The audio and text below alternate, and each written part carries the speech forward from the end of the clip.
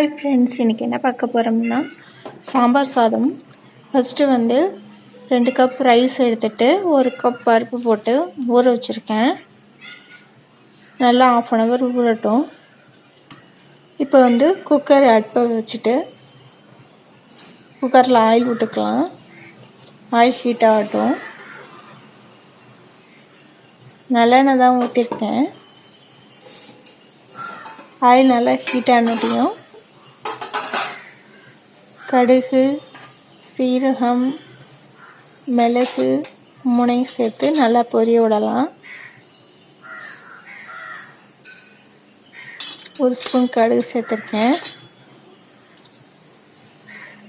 1 spoon சீரகம், 1 spoon மிளகு 3 நல்லா பொரியணும்.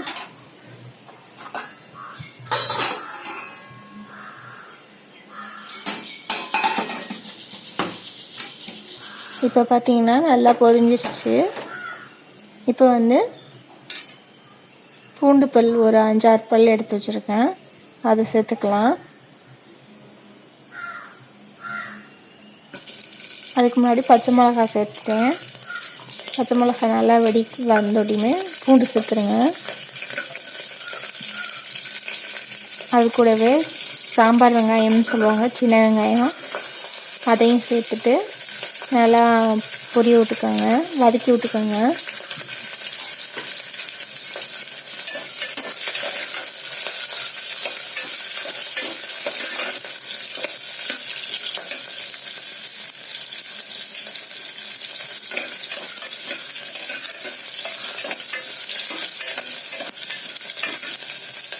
இப்போ ஓரளவு நல்லா வதங்கிடுச்சு. இப்போ தக்காளி சேர்த்துக்கலாம். நம்ம குக்கரில் செய்ய போகிறதுனால ரொம்ப வதங்கணும், ரொம்ப பண்ணணும் அப்படின்னு தேவையில்ல. நம்ம விசில் போகிறப்பவே அது நல்லா எல்லாமே நல்லா வதங்கிடும். அதனால் கொஞ்சம் ஓரளவு நல்லா வதக்கி விட்டுட்டு டக்குன்னு போட்டுக்கலாம். நம்ம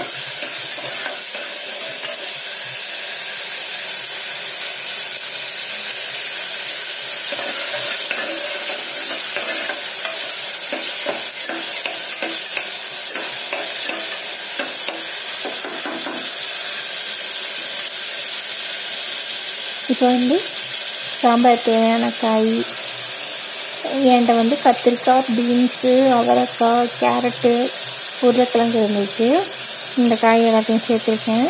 உங்கள்கிட்ட என்னென்ன காய் இருக்கோ அதெல்லாம் சேர்த்துக்கோங்க. இப்போ எல்லாத்தையும் கட் பண்ணி கழுவி வச்சுருக்கேன். அதை அப்படியே நல்லா தண்ணி இல்லாமல் எடுத்து போட்டுடலாம்.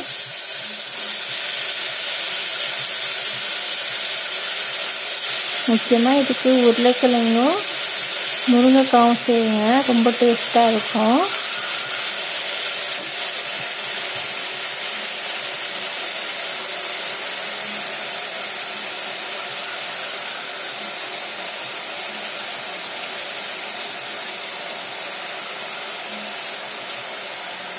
இப்போ எல்லா காயும் சேர்த்துட்டு நல்லா அதை கொஞ்சம் நேரம் எண்ணெயில் வதக்கி விட்டுக்கலாம்.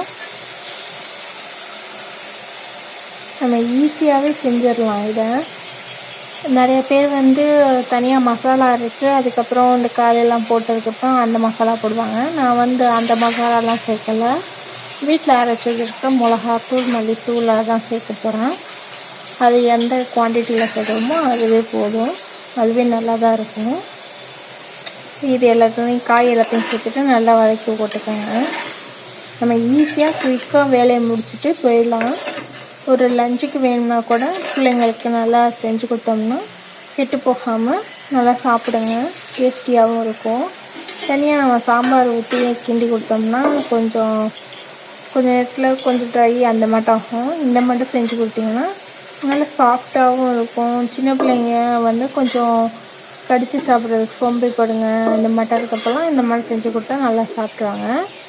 இப்போ இது மல்லித்தூள் 2 ஸ்பூன் போட்டிருக்கேன்.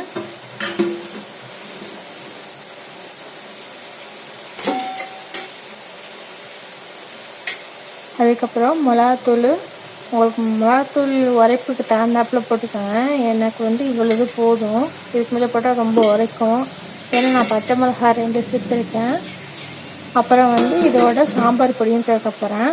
அதனால் எனக்கு இவங்களுக்கு போதும். இது கூட இப்போ வந்து சாம்பார் பொடி சேர்த்துருக்கேன். சாம்பார் பொடி வந்து 2 ஸ்பூன் சேர்த்துருக்கேன்.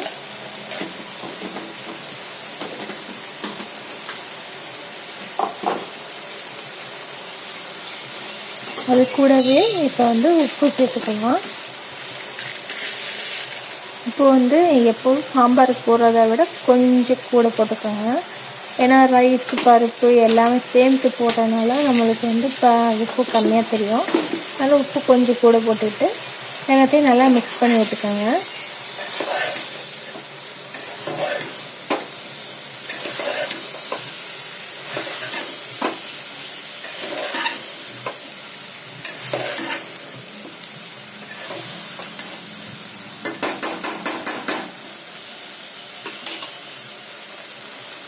அது கொஞ்சம் நேரம் அப்படியே அனல்லே இருக்கட்டும். ஸ்டவ்வை வந்து நம்ம கொஞ்சம் மீடியம் ஃப்ளேம்லேயே வச்சுட்டு போடுங்க. இல்லைன்னா அந்த பொடியெல்லாம் போட்டிருக்கனால கருப்பிடும். அதனால் மீடியம் ஃப்ளேம்லேயே வச்சு நம்ம போட்டுக்கலாம்.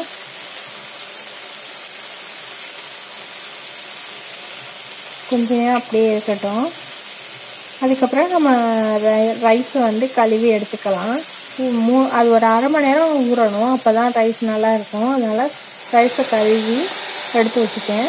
இது வந்து 2 டம்ளர் ரைஸ்க்கு 1 டம்ளர் 3/4 டம்ளர் துவரம்பருப்பு, 1/4 டம்ளர் பாசிப்பருப்பு சேர்த்துருக்கேன். ஆக மொத்தம் 3 டம்ளர். இப்போ ரைஸையும் சேர்த்துட்டு அதையும் நல்லா மிக்ஸ் பண்ணி விட்டுக்கோங்க.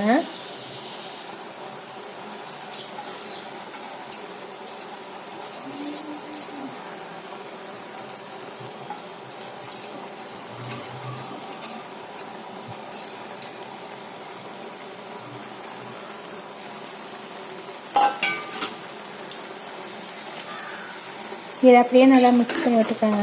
நல்லா உள்ளே விட்டு நல்லா கிண்டி நல்லா மிக்ஸ் பண்ணி விடுங்க. இப்போ வந்து நம்ம ரைஸும் பருப்பு எல்லாத்தையும் சேர்த்து 3 டம்ளர் வந்திருக்கு. அதுக்கு நம்ம வந்து 6 டம்ளர் ஒரு எக்ஸ்ட்ரா ஒரு எப்போதும் சாதம் வைக்கிறதுக்கு 6 டம்ளர் ஊற்றுவோம். எக்ஸ்ட்ரா இது வந்து கொஞ்சம் நல்லா குழஞ்சி வரணும். அப்போ தான் நல்லாயிருக்கும். அதனால் எக்ஸ்ட்ரா ஒரு 3/4 டம்ளர் தண்ணி ஊற்றிக்கலாம்.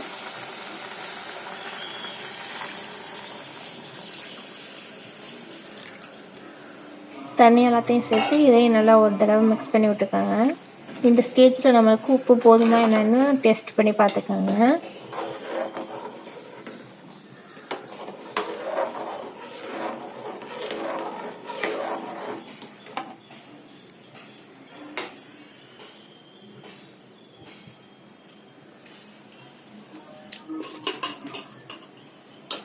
இப்போ வந்து இதை மூடி வச்சிடலாம்.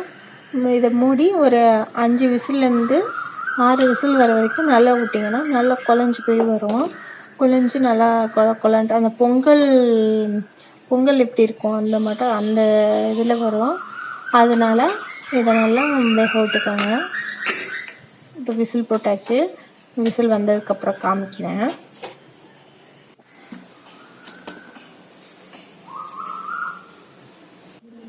இப்போ பார்த்தீங்கன்னா விசில் வந்துடுச்சு. ஓப்பன் பண்ணி பார்ப்போம். சூப்பராக வந்திருக்கு. நல்லா இருக்குது. செம டேஸ்ட்டாக இருந்துச்சு. வாசனையும் கம்மன்னு வந்திருக்கு.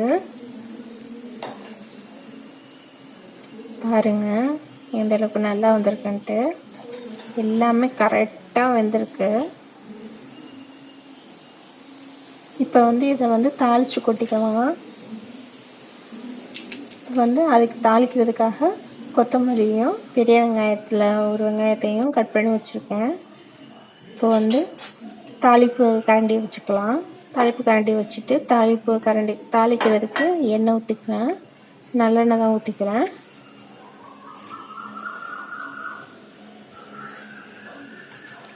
எண்ணெய் ஹீட்டானதும் இதுலேயும் 1 ஸ்பூன் கடுகு, 1 ஸ்பூன் மிளகு, 1 ஸ்பூன் சீரகம் 3த்தையும் போட்டு நல்லா பொரிய விடணும்.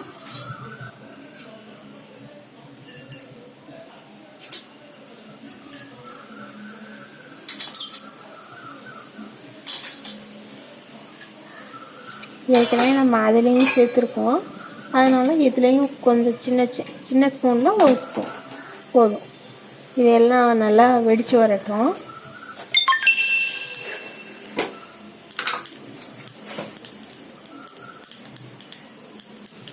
இதோட வரமிளகாய் எடுத்து வச்சுருக்கேன். ஒரு பெரிய வரமிளகாவை 2 போட்டிருக்கேன். அதையும் சேர்த்துக்கலாம். இப்போ அதையும் நல்லா வெடிச்சட்டியும் இப்போ நம்ம எடுத்து வச்சுருந்த கொத்தமல்லி, பெரிய வெங்காயத்தை சேர்த்து ஒரு கிண்டிக்கோங்க. நம்ம எப்போதும் சாம்பாருக்கு எப்படி தாளிப்போமோ அதே மாதிரி தாளித்து விட்டுக்கோங்க. ரொம்ப வெங்காயமெல்லாம் கலர் மாறணும் அப்படிலாம் தேவையில்லை. ஜஸ்ட்டு சும்மா வதக்கி விட்டுட்டோம்னா போதும். அந்த வெங்காயத்தோட ஃப்ளேவரே நல்லா தான் இருக்கும்.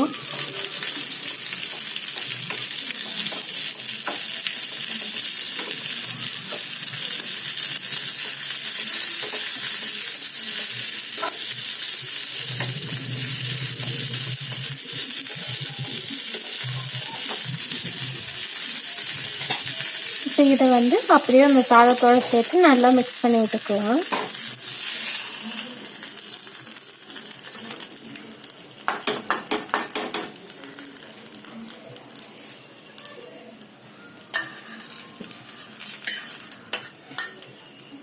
நல்லா கிளறி விட்டுக்கோங்க. அவ்வளோதான், நம்மளோட சாம்பார் சாதம் ரெடி ஆயிடுச்சு. நீங்களும் செஞ்சு பாருங்கள். எப்படி இருந்துச்சுன்னு கமெண்ட் பண்ணுங்கள். மறக்காமல் நம்ம சேனல் சப்ஸ்கிரைப் பண்ணிக்கோங்க, லைக் பண்ணுங்கள். இதுக்கு சைடிஷ் பொட்டேட்டோ வச்சு சாப்பிட்டா செம்மையாக இருக்கும். இன்றைக்கி நாங்கள் பொட்டேட்டோ தான் ஃப்ரை பண்ணி வச்சுருக்கோம். அதை வச்சு நாங்கள் இன்னையோட லஞ்சை முடிச்சுக்க போகிறோம். நீங்களும் செஞ்சு பாருங்கள். மறக்காமல் நம்ம சேனலை சப்ஸ்கிரைப் பண்ணிடுங்க. தேங்க்யூ.